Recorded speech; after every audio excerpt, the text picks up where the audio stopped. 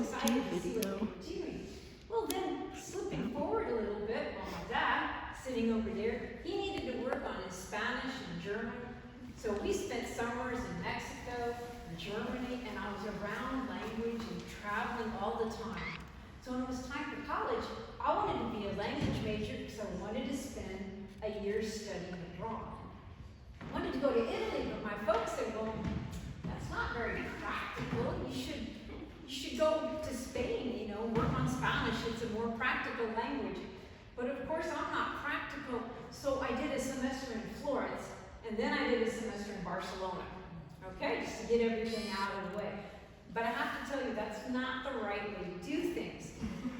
No, it's not, because I couldn't get the Spanish out of my Italian and the Italian out of my Spanish, and by now I have it, but it wasn't the right thing, but anyway, what can I do? I love to travel.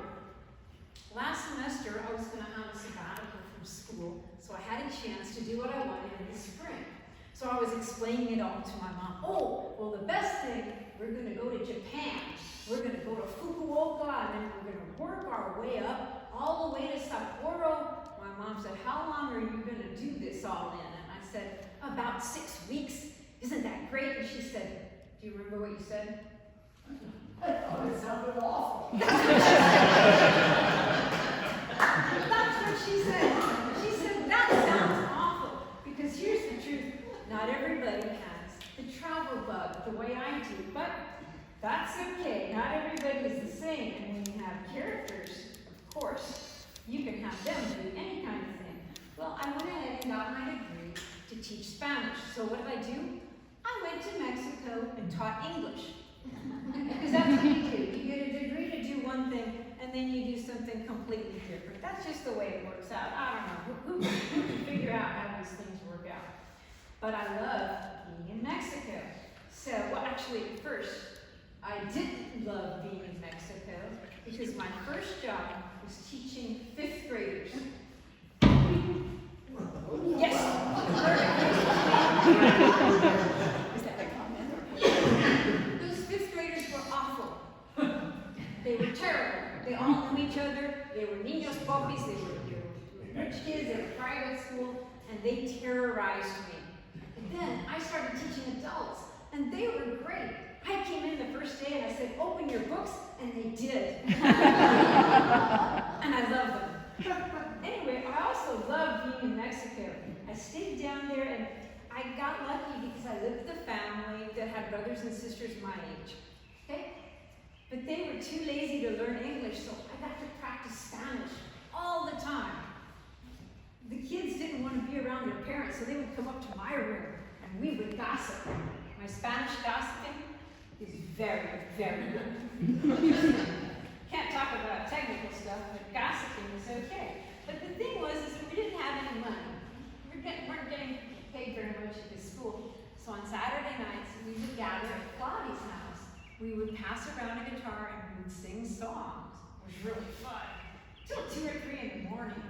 And I took on a second job. I played in the orchestra because I played violin for a long time. So I had my school job, my orchestra job, and my Saturday nights that were full of songs. It was really great. But did I mention no money? Yeah, a little bit of a problem. So I thought, okay, I don't want to be poor my whole life. So I thought about coming back to the States. And Springfield's obviously a very lovely place, but it's cold all winter and you can't tell me otherwise. So I looked for a job. I found it. I went out to Arizona actually, and people said it was Mexican. It was very Mexican. It was very warm, and I would like it, and I really did. But I missed Mexico terribly. Well, I found out there was a woman in the mariachi over there. So I thought, well, if they have one, why not have another one? So I marched in one day and I said, well, hablo español, estoy buscando un trabajo. They looked at me like I was a little bit crazy because I don't look like I speak Spanish. And they thought, well, what the heck, we'll give her a job. She'll be terrible and she'll quit. But I got stubborn and I stayed. So for about 15 years, I played at a restaurant in mariachi. We played about 5 nights a week. And it was really, really fun, but it was hard. I could write a whole book about it. But during that time, I started grad school and I went on a trip to Greece.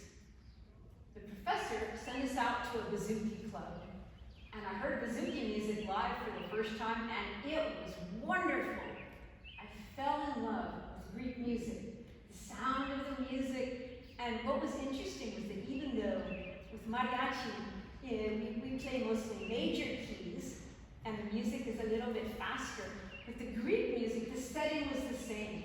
People were out to have a good time. They were dancing 2, 3 in the morning. It was wonderful, and I just fell in love with it. It was really, really good. And so right after that, I started writing a dissertation, and that was not wonderful. No, it was terrible. So I bribed myself. I got to work on my novel after I'd spent an hour working on my dissertation. So for my novel, I went to Greece. So every night, from about midnight to 1 o'clock, I was in Greece. And so I came up with my first published novel. It's called Amirosian, and it's about Greece. And of course, you're always writing about yourself. So what was I writing about? A mariachi player who goes to Greece. Okay. And then she has to help with the band because they have a sudden emergency. She gets to substitute for them. Perfect summer job, playing in a bouzouki band in Greece. Well, all of this talk about Greece, I suppose what you would like right now is to hear a song in Greek. Yes. And if not, sorry.